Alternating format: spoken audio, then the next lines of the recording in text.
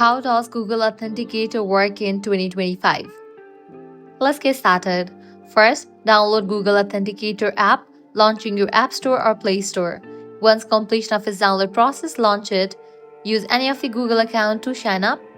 Once logged in, you'll be directed to this kind of page. In 2025, Google Authenticator remains a reliable and secure method for two-factor authentication, providing enhanced protection against unauthorized access. The app generates time-based one-time passcode required alongside your username and password during login. Now you can head over to the website or the app you want to secure using two-factor authentication. During setup, you select Google Authenticator as your authentication method and either scan a QR code provided by the service or manually enter a setup key. Once configured, the app generates a unique 6-digit code that refreshes every 30 seconds. These codes work offline, ensure security even without an internet connection.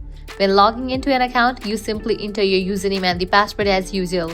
Then retrieve the 6-digit code from Google Authenticator to complete the login process. In 2025, Google Authenticator offers a convenient cloud synchronization feature, allowing your two-factor authentication codes to back up and sync across devices using your Google account. This ensures you won't lose access to your accounts when switching devices or if your phone is lost.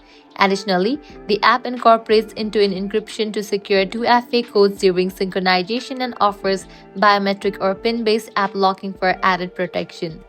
Google Authenticator's offline functionality and wide compatibility with various platforms make it a preferred choice for many users.